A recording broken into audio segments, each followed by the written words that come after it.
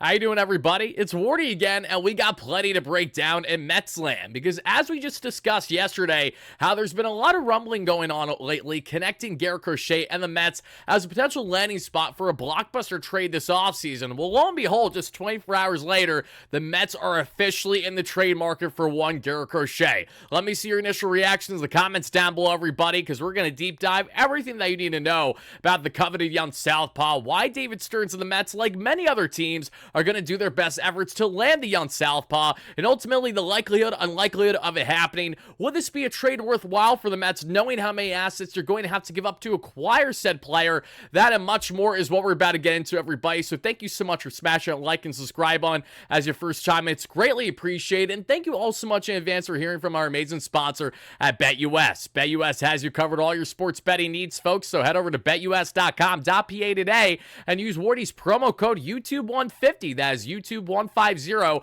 That way YouTube get a 150% bonus on your first deposit, $125 on your second, and your third up to $2,000 for all your sports betting needs. And we're hammering a two-leg NHL parlay tonight, and we're going to be hammering the Utah Hockey Club outright and the Maple Leafs outright there on the money line in their respective games to win outright. And that's going to be a $20 parlay that's going to win 50, so a total of 70. Hopefully we come out winning big time, and good luck to all you guys that end up tailing these bets. Please know that I'm not a betting expert. I'm just a diehard fan who loves to place his daily bets here with BetUS. Yesterday we won 1-for-1 on our two-leg parlay. The Knicks won handsomely against the Bucks, and sadly the Dallas Mavericks lost by one measly point there to the Suns. So it wasn't for a lack of effort on my picks yesterday. It just didn't happen. So hopefully we come out champions in this one today. So now, guys, let's get into everything that you need to know on this report from Garrett Crochet, because this initially comes from the New York Post at Matt here. Let's see, Matt E. Halt breaks down White Sox reveal what they're seeking in potential blockbuster Garrett Crochet trade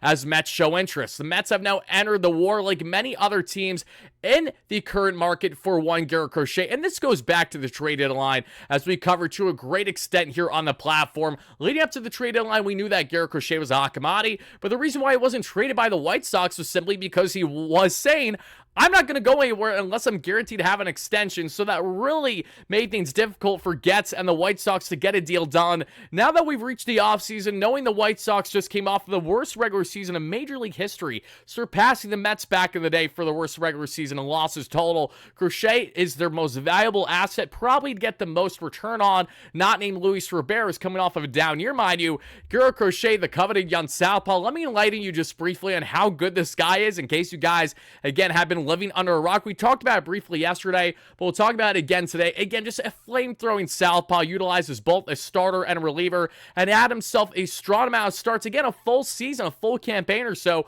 for the White Sox this past season. Yes, he was on the innings limit that we saw throughout parts of the course of the season, and yes, they want to do their best to make sure he stays healthy. Crochet has definitely had injury risk problems in the past, not so much at least this past season as we look ahead. And I do want to emphasize that while yes, you're always going to have injury risk with guys that consistently throw 100, the way that Crochet certainly can here, especially as a southpaw, but there is so many reasons to believe that whoever is going to have the luxury of acquiring this young man is going to be landing an ace caliber pitcher right away, as he was an ace caliber pitcher for the White Sox this past season. We're looking at a 3.58 ERA, a 2.83 expected ERA, a 2.53 SI ERA. Look at the baseball savant numbers. They're just chef's kiss, a thing of beauty. The four-seam fastball that sits at an average of 97 miles per hour, touching 101. The cutter's disgusting, sitting around 92. The sweeper's sitting around 85. You got the changeup and the sink piece too in the back pocket whenever you need it. And I just do want to emphasize this further here on Garrett Crochet before we talk a little bit more on the Mets trying to land him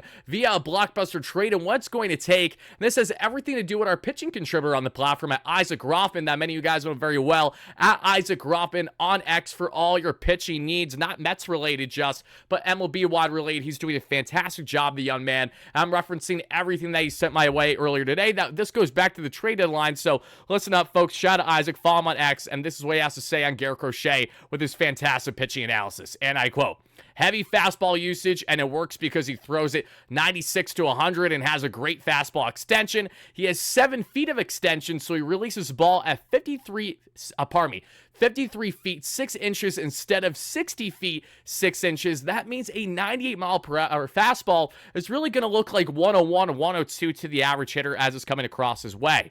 He also has greatly improved his fastball command since becoming a starter. Mind you, Crochet started his young career with the White Sox more so as a reliever, one of the Mets could utilize in various ways depending on his health throughout the coming years, knowing that he's still not a free agent until the 2027 offseason. He used to be a fastball slider guy only, but he scrapped this slider and replaced it with a hard cutter, which tunnels perfectly with his fastball that really pairs well and is so deadly against right-handed hitters especially. He mixes in that changeup once in a while also, and you look at a young, hard-throwing pitcher and automatically think of injuries, but there is not much red flags in his delivery, and that's something very important to make note of. When we evaluate young talents that you're trying to trade an arm and a leg for, you have to make sure that your return on investment, your ROI, is certainly going to be there for the next number of years. Thankfully, with Garrett Crochet, this is not a guy that has a really funky arsenal, a really funky windup where there's way too much things going on, action, mechanics with his shoulder, where you know there's going to be a problem. No, his mechanics are pretty simple, and I think that's going to benefit him well. And as Isaac notes here, just furthermore on exactly this, you know, you automatically think that there's going to be injuries here, but he uses his body well to generate his velocity. He gets all of his body to generate his velocity. He isn't like a Spencer Strider, who's around, what, 6 foot or so at absolute best, throwing 100, where you're really utilizing a lot of oomph with that arm and not so much the body, even though his thighs and legs are big. We all know that with Strider as he's rehabbing, coming back from injury here. But in the case of Crochet, you know, he also throws 101 as a starter like he did as a reliever. He purposely keeps it 95 to 97 and reaches back into the high 90s and in the hundreds when he needs to. So he isn't relying, he isn't dependent on having to go to the hundreds consistently to get fantastic swing and miss. He just got back from Tommy John surgery, so you have to believe that he's at least 5 to 6 years healthy ahead of him, knocking on wood, right? But bear in mind, this is without question one of the hottest commodities of a trade target this MLB offseason, and that's exactly the reason why David Stearns is going to do everything in his power to try to land the coveted young southpaw. And to further expand on this, everybody, what have we talked about since David Stearns has come to the helm as our president of baseball operations? It's focusing on both the short and the long term. That is why last offseason, Yoshinobu Yamamoto, for example, was as appealing as he was. He fit the short and long-term bill. Enter Garrett Crochet at 25 years of age, just like Yamamoto a year ago, and it's the same exact situation. The only difference is instead of spending $325 million, you need to give up some coveted assets. And as we defer back to that report there from the New York Post stating what exactly are the White Sox looking for, and a potential trade here, well, as Getz put it beautifully himself, he's made it simply known, we want position players. We know the White Sox, after having themselves a nothing short of god-awful season last year, are looking to do their best to have a big upgrade, at least in 2025, when looking at the youth movement and their lineup on the offensive end. That is where Garrett Crochet comes into play, because he is the best player to give them a haul exactly that.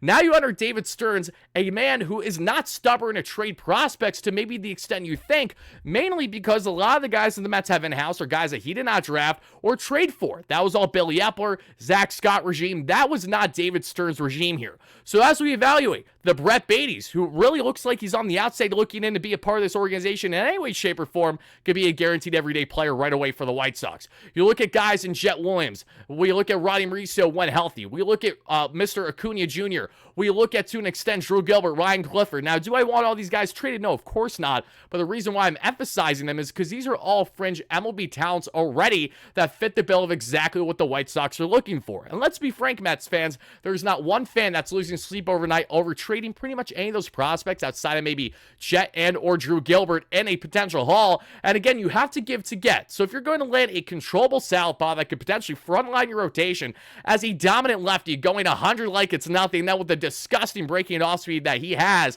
you're not going to really be able to put yourself in that position unless you give to get here. And that's what the Mets would certainly have to do by giving up these young talent. But in a win-now stage for this Mets team, going to continue to build the farm greatly, even if they part ways with 4 or 5 key assets in the farm of MLB fringe talent, again, including a guy like Brett Beatty, at least that is going to set up the Mets in their rotation for the years going forward with one Garrett Crochet. And then when you look at how to build the farm from there, David Stearns is fantastic at doing exactly that. So I don't think there should be any fan that feels uncomfortable at the prospect of one David Stearns building up this farm in the coming years. Now with Chris Gross there, and part of scouting, development, everything that they're doing with Andy Green since those hires came into place a year ago, I have the utmost confidence that the Mets are going to continue to churn out fantastic draft talent year after year after year, including some fantastic pickups that they're inevitably going to be doing in the international free agent signing period beginning around January 15th or so. So Mets fans, I'm really curious, where do you stand on the potential pursuit here of Garrett Crochet? The Mets are heavily involved in his market. They're already talking to the White Sox